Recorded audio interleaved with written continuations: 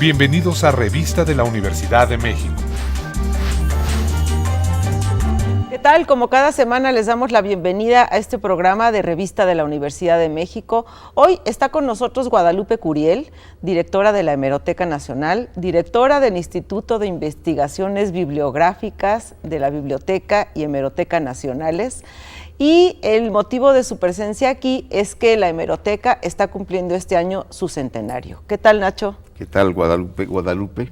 Bienvenida a este programa. Y Nacho, ¿qué te parece si vemos un reportaje que preparamos, un recorrido histórico por la Hemeroteca Nacional? Me parece que el Vamos público a ver. se dé una probadita nomás de lo que estamos hablando. Una probadita. Claro, Vamos a ver. para invitar. La historia que se escribe a diario con tinta de imprenta y se lee en las publicaciones periódicas de México y el mundo, se resguarda día con día desde hace un siglo en la Hemeroteca Nacional. Sus orígenes datan del siglo pasado, cuando en 1867, por decreto del presidente Benito Juárez, se creó la Biblioteca Nacional.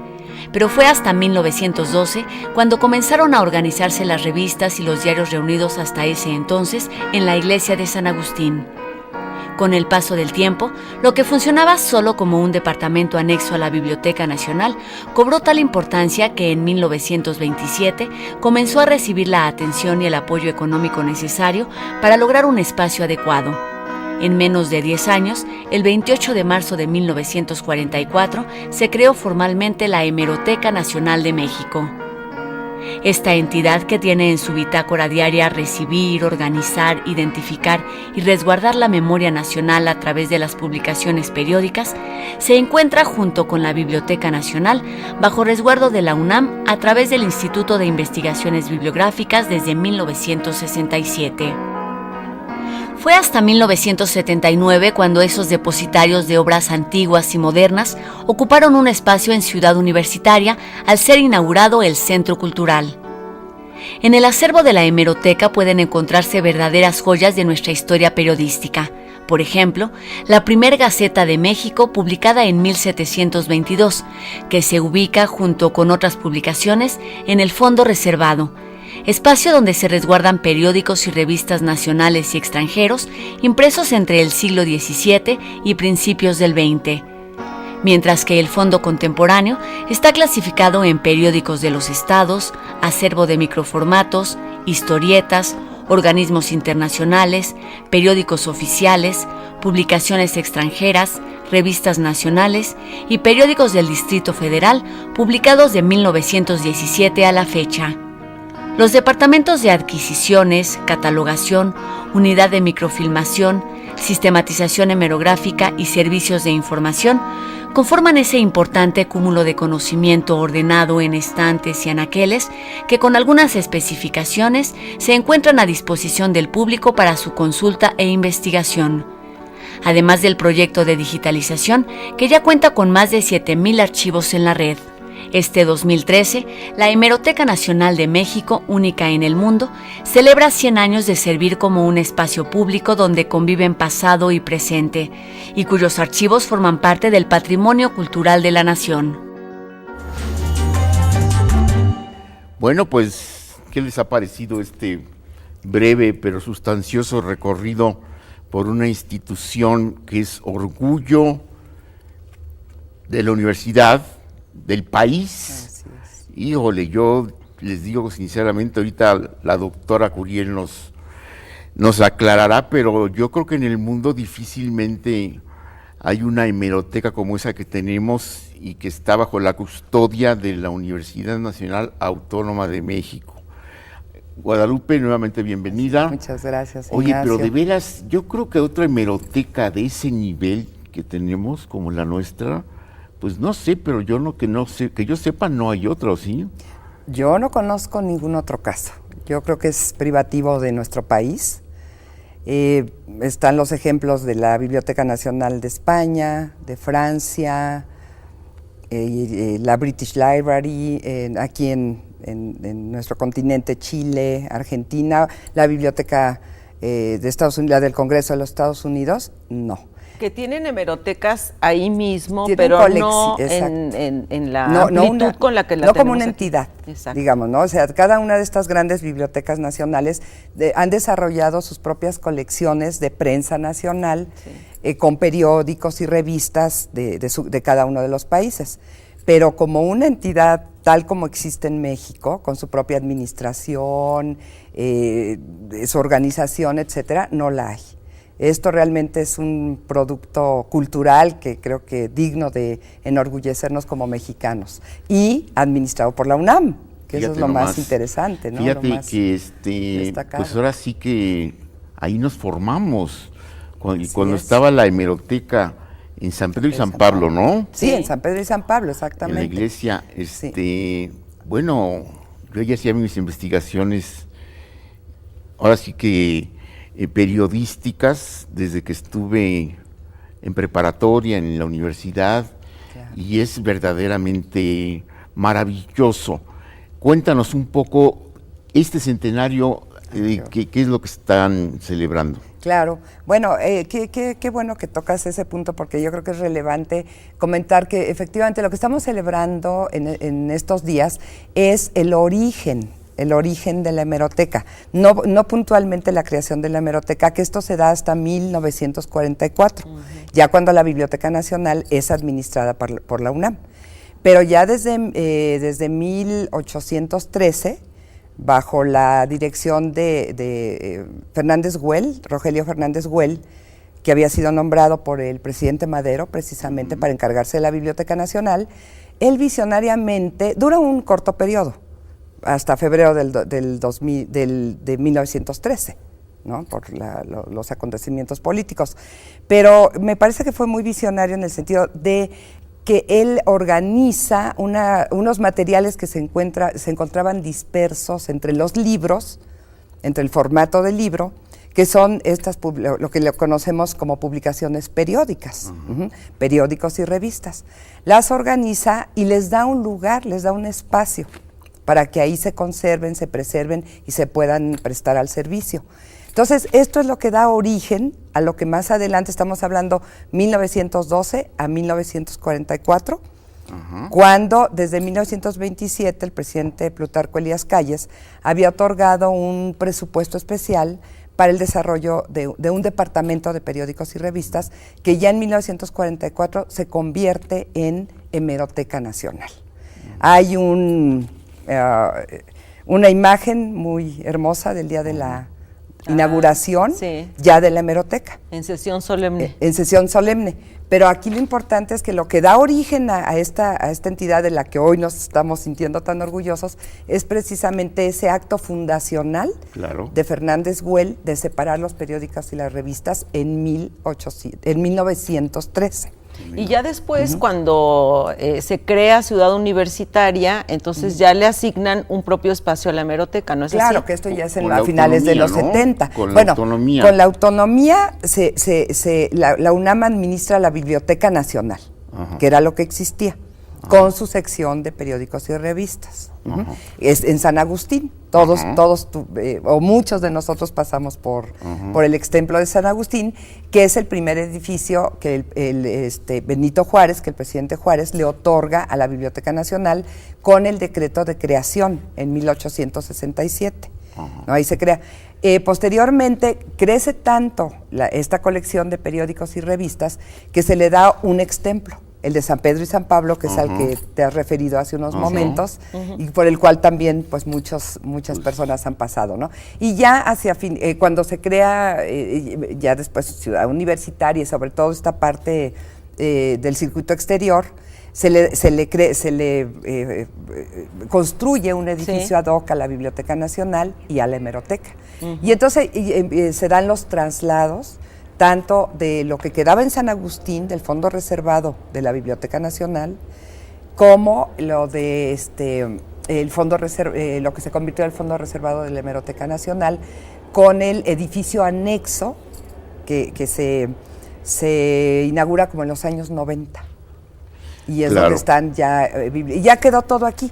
ya que ya quedó vacío San Agustín y quedó vacío San Pedro y San Pablo, Sí. y ya tenemos ahora todo aquí en Ciudad Universitaria, lo cual significa mayor seguridad para empezar. Para empezar. Edificios más sólidos, más amables, más eficientes y una mucho mayor seguridad que la que tenían en San Agustín, en San Pedro y San Pablo, ¿no? Sí, imagínate cómo está el centro. No, estos no, no. últimos No, y a mí me tiempos. tocó ver San Agustín como quedó después del terremoto del 85. claro. Y sí, lamentablemente tuvo unas fisuras y algunos problemas. La hemeroteca estaba en San Pedro y San Pablo, pero de cualquier manera es el centro, ¿no? Sigue siendo No, el no, Sí, centro. era claro. biblioteca. Sí, exactamente. Oye, ¿y Entonces, se requieren esto, condiciones especiales para la conservación de periódicos, revistas? A ver, por supuesto, cuéntanos. claro que sí. No, yo no sé mucho de preservación, pero creo que sé lo que debo de saber. En primer lugar, para la biblioteca y la hemeroteca, tenemos la fortuna de que la Ciudad de México tiene un clima muy apropiado para el cuidado del papel. Ustedes saben, y nuestro público seguramente lo sabe también, que durante los siglos coloniales el papel era mejor que el de ahora, Sí. mucho mejor. Era de algodón, hecho a mano, sin la injerencia de ninguna sustancia, sin ninguna cuestión química. Ujú.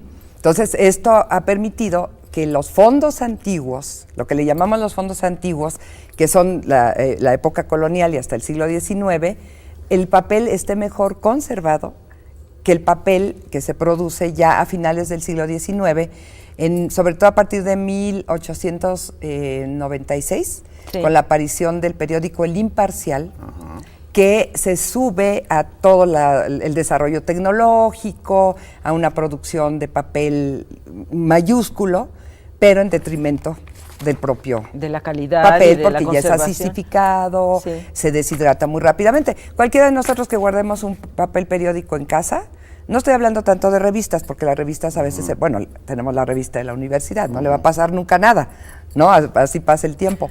Pero digamos, un papel periódico se deshidrata al año, Sí, 2 se años. empieza a poner amarillo para empezar, ¿verdad? Quebradizo.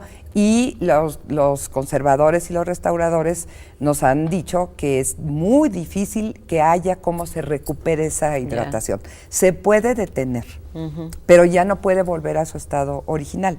Entonces hay que tener mucho cuidado, sobre todo en países como el nuestro, que no cuenta con muchos recursos, o en países como los países latinoamericanos, lo que se recomienda es desarrollar políticas de preservación.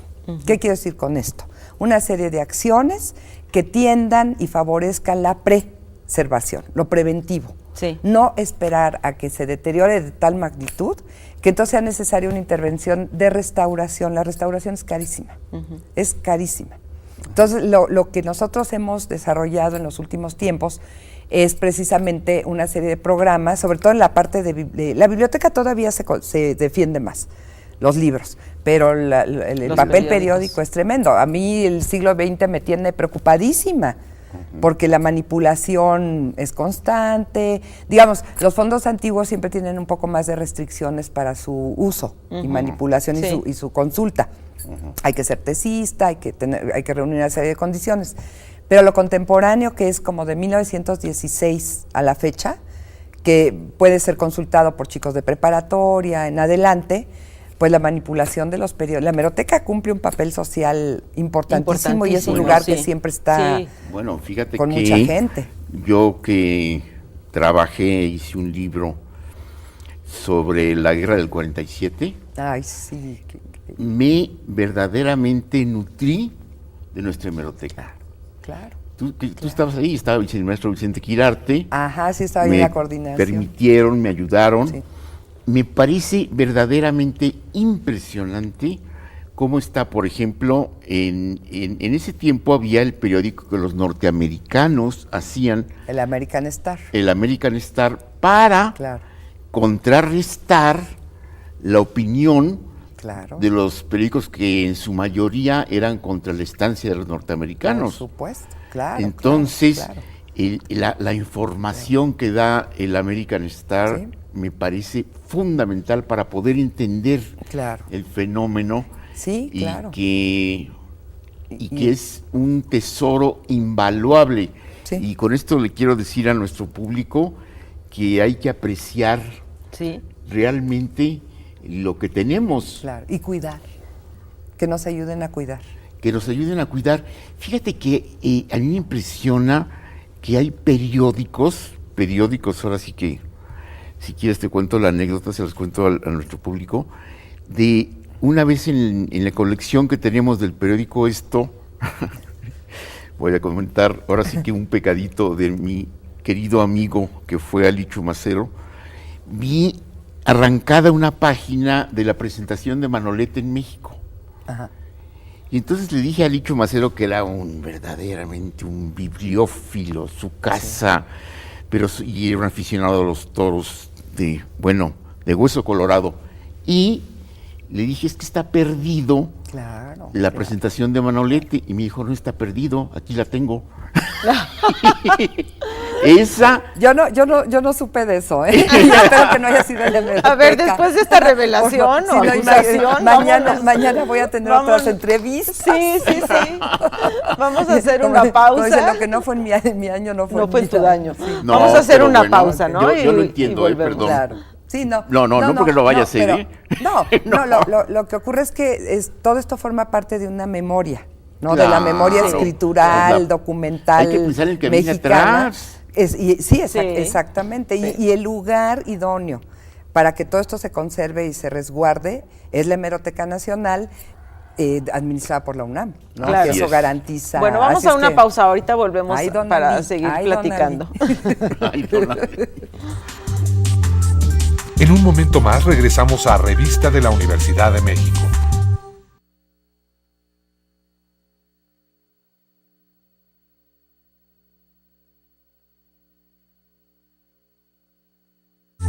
Ya estamos de regreso en Revista de la Universidad de México. Muy bien, pues regresamos aquí a la Revista de la Universidad. Estamos con la doctora Guadalupe Curiel festejando y pues ahora sí que está festejando en su casa, porque toda su vida la ha pasado en la universidad. No es egresada de la universidad, pues nunca se ha ido. Bueno, pero ese tesoro invaluable que tiene la universidad en resguardo y que este país es uno de sus orgullos, no tengo la menor duda, que es nuestra biblioteca y por supuesto nuestra hemeroteca, que cumple 100 años de no su fundación, pero sí su origen.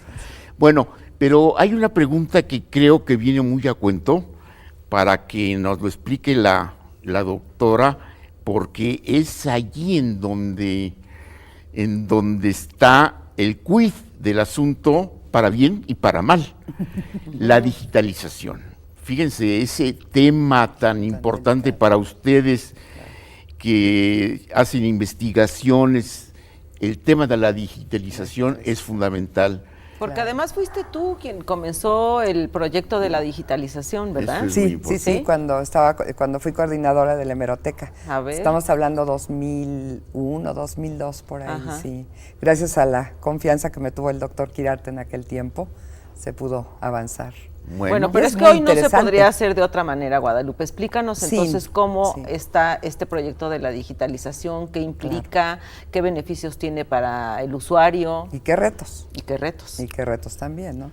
Sí, efectivamente. Bueno, para mí la digitalización, como dice el maestro, para bien o para mal, para mí es una apuesta. Una apuesta porque de principio rompe con las barreras, rompe con muchas barreras. Barreras de tiempo, barreras de distancia.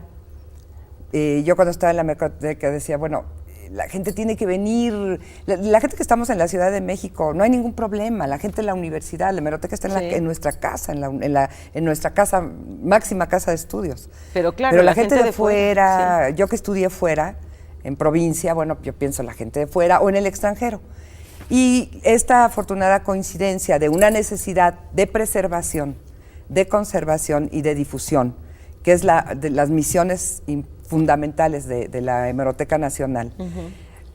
Y esa coincidencia con el desarrollo tecnológico, bueno, vino muy a a cuento, ¿no? Fue muy importante. La sensibilidad de las autoridades universitarias fue fundamental, por supuesto, y echamos a andar un proyecto que comenzó con un estudio de factibilidad. A todo mundo que quiera hacer proyectos de digitalización se los recomiendo como el paso número 1 o el paso previo a un estudio de factibilidad, en donde se puedan calcular riesgos, beneficios, tener por lo menos una cierta dimensión del asunto, ¿no? Porque hay otras cosas que escapan.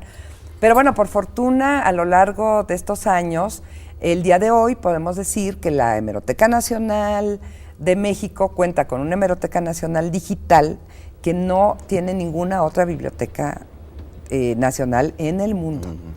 Estoy hablando en español, pero yo me atrevería a decir que en ninguna otra lengua, la verdad. Estamos hablando de qué cantidad de está cerca digital. de 9 millones de páginas ya procesadas. Yo le llamo el proceso de conversión digital, porque no se trata nada más de escanear o subir PDFs, es todo un proceso de conversión digital que incluye el OCR, en fin, para las búsquedas, y más de 920 y tantos títulos de publicaciones periódicas mexicanas entre 1722 y el 2012. Ay, ¿Por qué? Importante. Porque hay periódicos contemporáneos que han concedido el derecho de subir o donado sus archivos digitales para completar la Hemeroteca Nacional Digital, a quienes felicito profundamente. Ah, qué bien. El Informador de Guadalajara fue el periódico inicial, uno de los más antiguos periódicos contemporáneos. Después surge el Universal, que conocemos el día de hoy, en 1917. Nos donó todo su histórico, y hasta el día de hoy nos sigue subiendo sus archivos. Ahora, ¿cómo es la consulta? Platícale al público. Bueno, es muy sencilla, es muy amable. El día de hoy hay una parte, la parte más completa, los 9 y tantos millones de páginas, solo se pueden consultar dentro de las instalaciones de la Hemeroteca o de la UNAM por cuestiones de derechos de autor. Sí. ¿No? Que en el caso mexicano es complicado porque son 100 años a la muerte del autor. Por internet, gracias a toda la UNAM en línea, el doctor José Narro lanzó a través de toda la UNAM en línea el producto, ¿no? La Hemeroteca Nacional Digital, que se puede ver en línea alrededor de 4.5 millones de páginas, sobre todo de su fondo antiguo. Esto es muy importante que lo sepan, porque si queremos ver de 1722, la primera Gaceta de México, los primeros ejemplares de lo que será el periodismo mexicano después, esto en la época colonial, hasta 2012, hay que venir a la Hemeroteca. Pero si yo quiero ir explorando, lo puedes ver desde cualquier dispositivo. Desde el teléfono. ¿Hay una dirección? Sí, claro, además les cuento un regalo que nos dio la UNAM. Después de que entraba uno por toda la UNAM en línea, ahora la página de la UNAM aparece un botón que dice HNDM. Invito a todo mundo a que le haga clic y verán el mundo de información que se les despliega. Es decir, te metes a la página de la UNAM y ahí hay un botón HNDM que te lleva a la Hemeroteca. Ahí ya entras al portal de la Hemeroteca Nacional Digital y las búsquedas se pueden hacer por estado. Tenemos representación de periodistas ahorita ya de todos los estados de la República. Periódicos nacionales de aquí de la Ciudad de México, se pueden hacer búsquedas por año, por fecha, puedes hojear el ejemplar, página por página, o puedes hacer ya búsquedas exactas por frases o palabras clave, y te va a recorrer todo el sistema, de tal manera que lo que te arroja de cosas que pudo localizar, digamos, de datos que pudo localizar, es bastante exitoso. El OCR tiene un funcionamiento de tal magnitud, de tal manera, que incluso te detecta palabras de la época colonial, ortografía de la época colonial. Oye, entonces son ahorros de meses. Claro. No, el país debe de veras de sentirse muy orgulloso, porque es algo, y que además le es útil a medio mundo, no es nada más dirigido a investigadores en historia. Periodistas, literatos. Periódicos de deportes son la mejor colección que hay en México, por lo menos. Sí, por fortuna la Hemeroteca sigue siendo el día de hoy las colecciones más completas. Ahora, Guadalupe, una persona que quiera venir a la hemeroteca a hacer su investigación, ¿qué es lo que tiene que hacer? ¿Tiene que hacer algún trámite? Sí. La hemeroteca, y de paso lo comento, la biblioteca, están divididas en dos grandes sectores, los fondos antiguos y los fondos contemporáneos. Para los contemporáneos solo requieres de 16 años hacia arriba y una identificación, nada más. Ajá. No te van a pedir absolutamente nada más. Tú llegas al piso donde están los materiales, solicitas tus materiales y te los van a prestar. Si ya el usuario requiere de los fondos antiguos, lo que conocemos como el fondo reservado de biblioteca y de hemeroteca, ahí sí ya son áreas más restringidas, que hay una serie de requisitos que hay que llenar. Son muy sencillos, hay que llenar un formato, una fotografía, en fin, todo esto lo pueden encontrar en la página del Instituto de Investigaciones Bibliográficas, en donde aparece Biblioteca Nacional y Hemeroteca Nacional. Entonces tú te mueves a cualquiera de los rubros que necesitas y ahí vas a encontrar. Yo no quiero que se nos acabe el tiempo antes de tocar, aunque sea de pasada, ya nos queda muy poco tiempo, un punto que yo como escritor y como de alguna manera bibliófilo, tengo bastantes libros, he padecido eso que se llaman hongos en los libros. Claro. En los libros y en mis periódicos. Sí, o microorganismos. Qué verdaderamente problema debe ser para ustedes, ¿no? Y bueno, por fortuna no, porque tenemos un buen control para todo esto. Realmente no tenemos problemas. ¿Y los materiales antiguos no?